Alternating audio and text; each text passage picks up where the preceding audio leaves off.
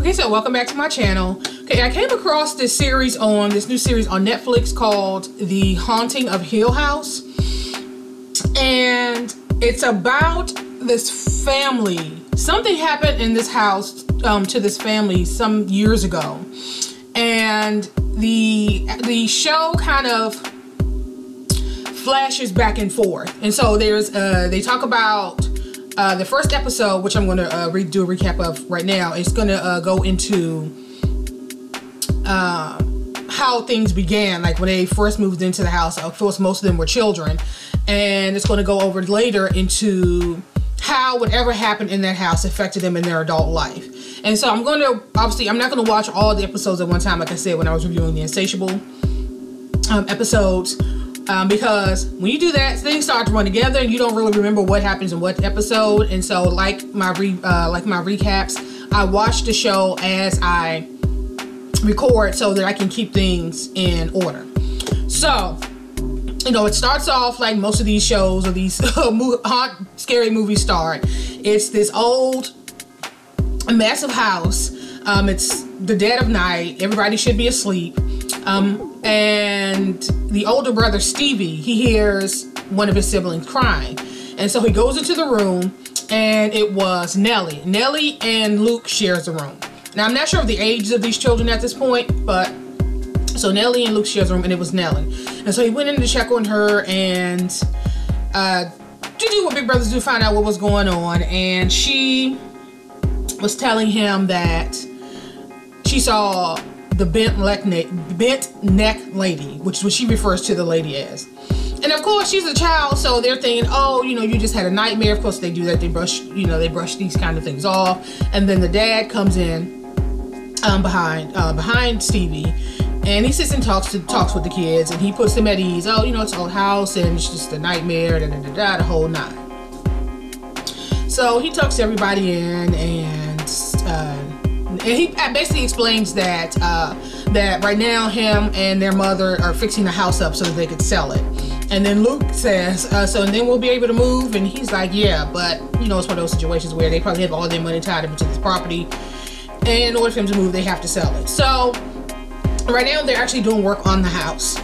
So, you know, after that whole conversation, he puts them all to bed, and you know, as he's walking towards his room, he hears another child talking about dancing in the red room. And I'm like, what is that? So he goes over to check on her, and it's basically one of his, I think she's the oldest daughter, Shirley. She's having a nightmare. She's just talking in her sleep, so she's fine. And so he goes back in just before he goes to his room to check on him, and the kids are out. The kids were out like a light, right? So they're out. The house is all quiet again, and you know, he goes back to his room. So they flash back to Nellie and Luke's room. She hears a noise, and of course she sits up and looks around, and then she looks over at Luke to see if it was Luke, he was up or doing something, and no, he's still fast asleep. And so she just goes back to sleep, and then the next thing you see in the shadows right behind her is this pale face appear. So this bent neck lady really do exist. She's real. Of course we know that, but it's not a figment of her imagination. So already it's starting out to be a pretty decent show. Okay, so we fast forward so many years later, and Stevie is a writer. He now writes about he interviews people about their experiences, about whatever, you know, hauntings and things of that nature. And he's now, I guess, a world famous author. Well, I don't know how famous he is, but anyway, he's it picks up with him interviewing a woman. She's telling him about her husband who died in this terrible car accident, and something about his car rolled into a lake or something. And she was talking about how after he died, she would feel like drops of water on her face, and she would start seeing him, and you know, at times he would open his mouth, and the only thing she would hear was a car horn, because she's saying how that's how he was trying to, I guess, get help, because he was so badly injured that all he could do was honk the horn, and even he couldn't do that but for so long because his arm was broken. It was just a horrific tale. And so she's saying how she hasn't slept in, I guess, what was their room since. So he, after the interview, and this interview went on for a minute, because you saw it when he pressed the record button, and then when it was all said and done, this woman went on and on with the story for about 3 hours. So he said, okay, so what I'm going to do is I'm going to stay here and I'll stay in the room, just so he could see if he actually sees this woman or have any of the experiences that she described. And so I guess she went to go make tea, and so he went over to look at her bookshelf, and she has all of his books. So she is a fan of his work. And she starts talking about, basically tells him that, and about how her mother was a fan of his work as well. I think it was her mother was a fan of his work as well. And he admitted that, her experience has been a lot more detailed than his. And she's like, what do you mean? And he said because of all the work he's done, he's never actually seen a ghost. And she said, well, maybe this will be, he said, I basically interview people like you, and I give their stories a voice. And she said, well, maybe my car will give you a story of your own. And she made some comment about something that maybe you'll find a reason or something like that. And he referenced back to the house where he said, and all the time that, with everything that happened in that house, the one thing that we never found was a reason for it. So he was telling her not to get her hopes up. So while he was talking to her, he receives a call, and it was from Nellie, and he rejected the call. So Nellie looks like she's a young lady who looked like she's on the verge, on the edge, right? So Nellie, he didn't answer the call, so she's sitting there looking at her phone, and then she has a flashback of when she was a little girl back in that house. And I don't know what happened in that room, but for whatever reason, that night she didn't want to sleep in the room. She slept on the couch. And her mom, was like, okay, I'll just sleep out. I'll stay out here with her for a while. And so, if they fast forward a little bit, and the mom is asleep on the floor, and of course they have her all tucked in on the couch. So eventually, at some point during the night, the mom wakes up, and she gives her a kiss. She walks on into the room, goes into the room to go to bed. And after a while, you start hearing this loud ticking noise, like the clock, one of those grandfather clocks. My grandmother used to have one of those. And so Nellie, she opens her eyes and tries to get her bearings, and then she really looks up, and the camera pans out, and you see this figure hovering over her with this long black hair just hanging down. And poor Nellie is just on the couch. She's paralyzed by fear and just basically hyperventilating. So at this point, Nellie is the only person that has seen this entity. So we're gonna see how this goes. Nellie couldn't get Stevie on the phone, so she ends up calling Shirley. Shirley couldn't answer the phone because she was in a meeting with a family. So Shirley, I don't know if she owns or she just works at a funeral home. I think she might be part owner in the funeral home. And so she was sitting, obviously she was talking to a family that had lost their mother. Well, I think they were siblings, they lost their mother. And they were talking about the viewing and the whole thing, and they had the little boy there. Her grandson was there. And they were saying how he didn't want to go in to see her, and he's a kid, so he was frightened. And so Shirley got up to go over and talk to him. He was on the floor playing with some stuff. And, she was trying to explain to him that, a lot of people are afraid and there's nothing to be afraid of. And, people often feel a lot better when they do because they're able to say goodbye. And the little boy looks up at her and he says, well, I don't have to say goodbye because, I see her every night. She sits on my bed every night and rubs my head. And so Shirley's kind of looking at him. He said, and I think there may be something with her eyes. He said, why did you say that? He said, because she never blinks. He's like, okay. And so basically after that little conversation, Shirley is back in the office, and she's now listening to Nellie's message. And Nellie's basically saying that she's afraid. She thinks that something is going on with Luke. And she asked Shirley to call her. And so at that point, the guy, I guess, her partner came in with this huge framed photo that he was about to hang. And so he's about to hammer, he's putting the nail in the wall. And then you see Shirley, she has a flashback. And the flashback was of her father and I guess a friend of theirs. They were taking a sledgehammer or something, knocking a wall down or whatever. And during that session, the friend found a key, an old key. So he gave it to Shirley, and Shirley runs upstairs because there's this room in this house that's the door's locked, and they can't find the key anyway to get into this room. And so of course her and I think it's Nellie who are trying to, they really want to know what's going on in this room. And so she takes the key and runs upstairs, and of course it's not the key. And so of course they run back downstairs to see if they found anything else.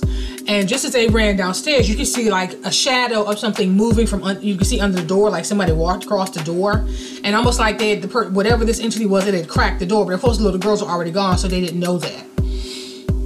So I was like, okay, who was this person that's in this house terrorizing this family?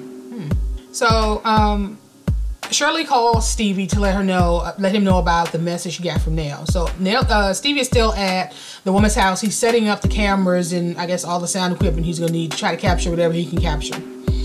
And she was explaining to him that she sounded really scared and that she was concerned about Luke. And this is where we find out that Luke is in rehab. So yeah, so we know how whatever happened in the house affected him. Well, some of how it affected him. And so he was saying that he couldn't get away and the whole nine and whatever. And so Shirley got upset because, he said that he was working. She was like, you working? I guess you don't consider writing a job or whatever. And she was like, you know what? Don't even worry about it. I'll take care of it like I always do. I mean, after all, I am the oldest. Oh, I'm sorry. She was like, oh, I'm sorry. I guess that's supposed to be your job, right? And so he said, so she ends up hanging up. He's like, fine, I'll take care of it. And she hangs up. So he calls the rehab where Luke is staying. And either he was out or whatever, but he didn't get a chance to talk to her. I guess he was talking to the receptionist, Paige. And he finds out that Luke got his 90-day chip. And so he gets off the phone with them and he calls Nellie to kind of put her mind at ease that he did reach out to Luke and that Luke was doing fine and the whole thing, he's doing, doing really well in rehab. So yeah. So, but at this point we've yet to see Luke as an adult. So, and so there's Theo, who was another sibling. She's a sister, and she lives with Shirley, and you get the impression that Theo is very kind of detached emotionally, and I don't want to say she's promiscuous, but we meet Theo. She's in a club, I guess, cruising for a young lady to take home, and she finds someone, they go home, they do what they need to do, and she all but basically kicks the girl out. The girl was like, doing that whole, oh, well, tell me about yourself and what do you like to do, and I'm in college, just all this unnecessary stuff. And Theo was just like, you know what, she was like, I had a great time, but I have to work in the morning, and basically like, bitch, I ain't trying to get to know you like that. It was fun, but I would like for you to leave now. That was basically what she said, but in a nicer way. So she leaves, and you see Shirley sitting out on the porch, because she's Theo actually lives in like the guest house. And so she can see the lady leaving, and Shirley waved and said hi, and the lady kind of waved back, feeling like she had just been used and tossed aside. And so she leaves, and then Theo comes over and sits on the porch. And Shirley makes a comment like, when I told you could come and stay with me, I didn't think that I would have to deal with the pussy parade. So can we say that that's a symptom of what can be connected to whatever trauma she experienced in that house? Like I said, we don't know yet. So I like the way this episode is kind of introducing you to each individual child, so you can kind of get a feel for each of their personalities and their character. And so they, she's sitting on the porch talking. She was talking about Nell, and Nell called, and she thinks something's wrong with Luke, and apparently Theo and Nellie had a falling out some time ago and haven't spoken since. And Shirley, she, you know, was basically telling her, I'm really worried about Luke, you know, because Theo was like, well, he'll show up again when he needs money, and Shirley was basically like, I'm just afraid that I'm never going to see him again. So still, we haven't seen Luke. So okay, so we see the dad. It's the middle of the night, so he's fast asleep. And the next thing you know, you see some hands that could come wrap around his waist, and then it start caressing his head and his hair and all that. And so then he turns over and he sees this entity with the pale face and the long black hair. And so he wakes up, so it was a nightmare. So now we know at least the father saw the entity. And so shortly after that, his phone rings. It's Nellie. And he could tell by the way she sounded that she wasn't doing well mentally and emotionally. And so she started asking him, do you remember the bent neck lady? I don't know why it's hard for me to say that. And he already knew that something was up. And he said, yeah. And she started talking to him. And, you know, he's trying to put her at ease. He could tell, you know, as a parent, he knows that when she starts crying, she gets emotional. And then she starts mentioning Luke. And he asked her, where are you? And she said, I'm at home. And he said, well, I think you should go to Stevie's for tonight. Stevie's and Leigh's. So I don't know. I don't know who Leigh is. We haven't seen Leigh yet. For the night. And I'll fly down. I'll be there tomorrow. And she was like, okay, you know, and she was like, I love you, Daddy, and, you know, I'm sorry for waking you up. And she hung the phone up. And so he tears out of bed, throws some stuff in a suitcase, and then you see him and then you flash back to her, and she wasn't at home. She was actually parked in front of the house. So she got out the car to walk into the house. And that's when you flash back to him. He's packing, throwing some stuff in the bag to get stuff together. And that's when you see his flashback. And you see him, he runs into Stevie's room to wake him up. It's like, okay, we have to go, we have to get out of here. And of course, Stevie's like, what are you talking about? And he's like, just, you know, trying to keep him quiet. And you see his hand is bandaged up. So at this point, we don't know what had happened, what has taken place at this point. And so he's trying to keep Stevie quiet, and he, you know, closed the door. And then you hear something walk up to the door, and it kind of twiddle the knob. And at this point, Stevie is almost as tall as him. And he said, okay, I'm going to carry you, and I want you to keep your eyes closed. And so after he felt that the coast was clear, he opened the door, and he picked Stevie up and ran as fast as he could to the stairs, and they run out of the house. At this point, you see he had already gathered up the other children and got them in the car. And so you can see little Luke, he's like, I saw Mommy doing that. And he was like, he grabs Luke and gets him back into the car. Stevie jumps into the back. It's a station wagon. And he jumps into the car and he hauled ass. And the thumbnail, it was basically them hauling ass from the house, thumbnail in this video. So of course the kids are like, where's Mom? Well, we can't just leave Mom. Where's Mom? Of course, so they're crying. They're scared. They don't know what is going on. And then Stevie turns around like, Dad, where's Mom? Where's Mom? They're screaming. And, you know, at this point, he hasn't said a word. So all we know is that there was two parents and, I don't know, 5 or 6 kids. And when they left that house, it was one parent and 5 or 6 children. So we don't know at this point what's happened to their mammy. Dad calls Stevie to let him know what's going on with Nell, and that he wants her to meet her at his house and for him to keep an eye on him and the whole thing. And so you can tell by the way their conversation that Steve is not a fan of his father's. He was basically like, we don't talk. You don't have the right to call me and order me around. Da, da, da, da. And he was basically like, she's your sister. She's in trouble. She needs your help. Go take care of it. And so they get off the phone. Now remember, he's all set up to stay at Irene's house. His name, Irene, the lady he had interviewed, to see if what she was saying about her husband was actually factual. And he decided to stay because at this point, he hasn't told him that him and his, I guess that's his wife or girlfriend, Leigh, they're separated. So after he got off the phone with his dad, he was like, I'm not actually living at home right now. So he just continued on with Irene, and he went to bed. And so the next thing you know, it's like 3 minutes after the hour. And I think this was 3 minutes after the hour, wherever they were, because they don't all live in the same state. And so I think it was like 12:03 where Stevie was, and it was like 3:03 where Theo and Shirley is. And then you finally see Luke. Luke is actually in prison. He wakes up. So what you see is a woman dancing through the house. and they could possibly be their mother. And so she's dancing through the house and just dancing through the house. The next thing you know, they all wake up around the same time, out of their sleep. Just jumped up out of their sleep. And then I think it was Luke that said, Nellie's in the red room. Now remember back when it first started, and you heard Cheryl talking about dancing in the red room, and he just talked up. Dad just talked up to her talking in her sleep. And so now in Luke, they're saying Nellie's in the red room. So okay. And so the next thing you know, Stevie's laying there, and he starts feeling drops of water on his forehead. So it's like, okay. And so he stood up and he was kind of looking at the ceiling. And then next thing you know, there was these near miss, because her apartment's right near a busy street, and so these two cars almost collided because there was a stop sign that used to be there that's not there anymore, which she found out. And so she heard the car horns, and so he's trying to put this stuff together, and basically he's sitting talking to her about. He was showing her where the drops of water could possibly come from. He said, explain to her the night you said it happened to him, it was raining really badly.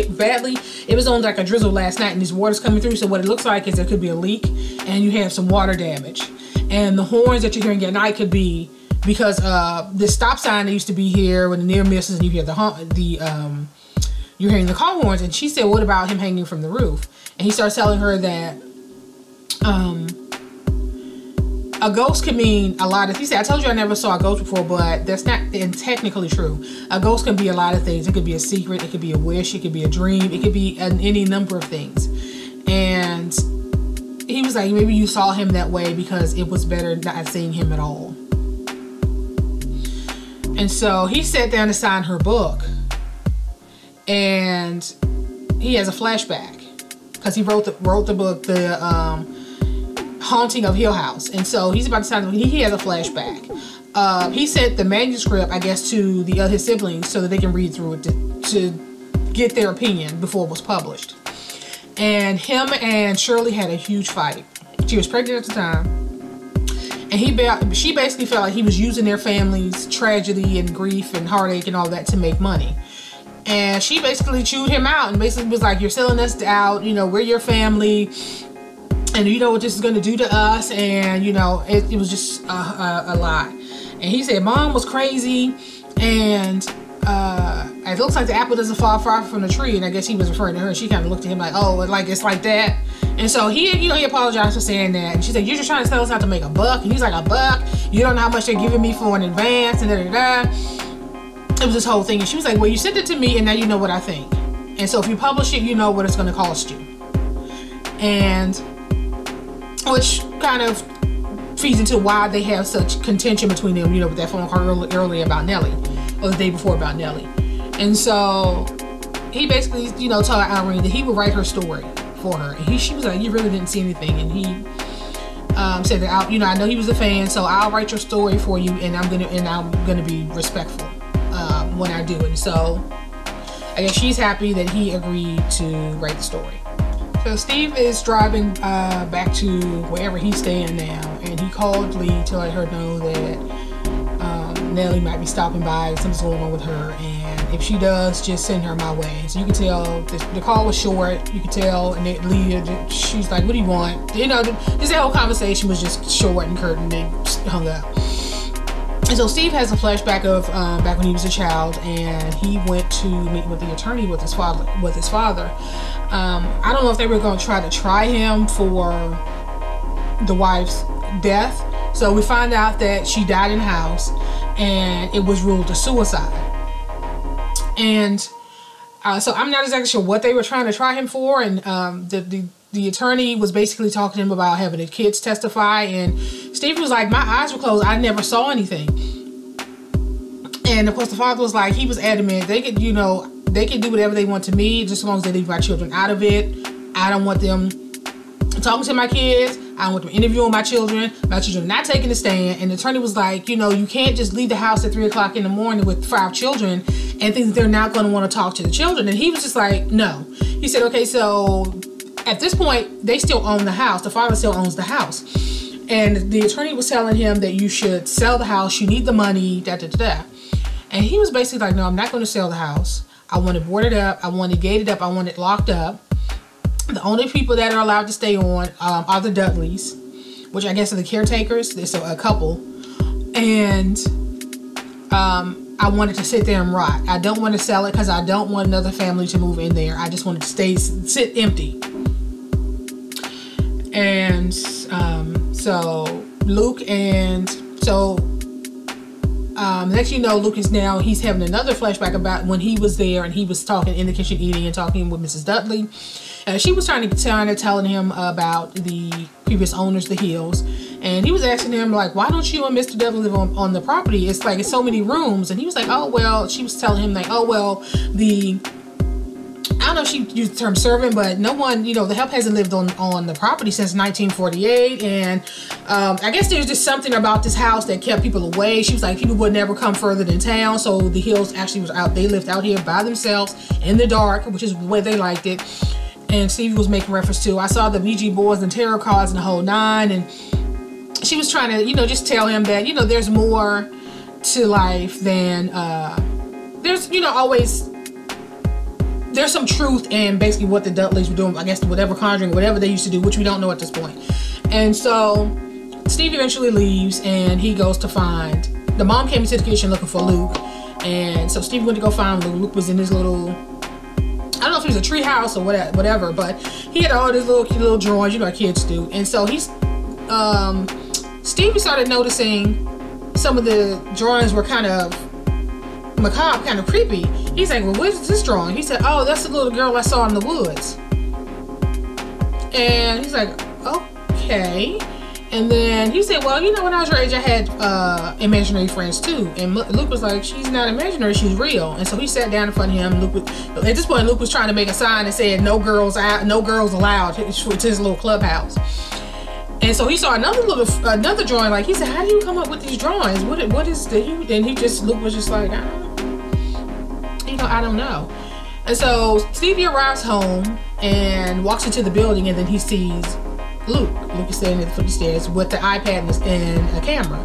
So he done broke into Stevie's apartment and was stealing his iPad and camera to sell for drug money, basically. And so Stevie was like, okay, look, I got $200 in my wallet. You can take the camera and you can sell it, but I'm gonna need the iPad. And so he took the money and he gave actually both the camera and the iPad. He's like, it's really not what it looks like.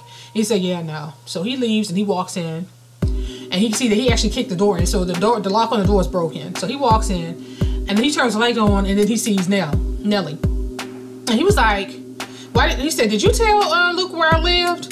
And did you just stand there while he robbed me? What is going on? Okay, so you got Dad to hop on the plane and he's just going off. Like, now what is going on? You finally got all of us to listen. Now what's going on? What's up?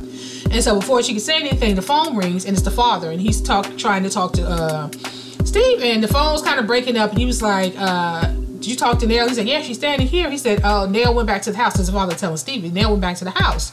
He said, yeah. So he's like, huh? He said, yeah, she went back to the house and she's dead. And so then he turns around, and whatever this is, it's a lot closer to him. And you can see her face started to turn pale, and her mouth was all wide and all distorted. And it was just crazy. And he fell to the floor, and you could hear his father saying, Steve. Stevie's like still trying to talk to him. But of course, Steve is on the floor in shock, and this entity has now disappeared. And basically, that's how this episode ended. So the house is claimed, another victim, Nellie. So, but you kind of saw something tragic happening, something else tragic happening. Like, we didn't actually see the mom die or what happened to her in this episode, but a really good show, a really good episode. And like I said, I'm going to try to recap an episode a week, just so I don't get too overwhelmed, because I have other shows that I'm reviewing. So I'm going to end this here, and I will talk to you guys in the next video.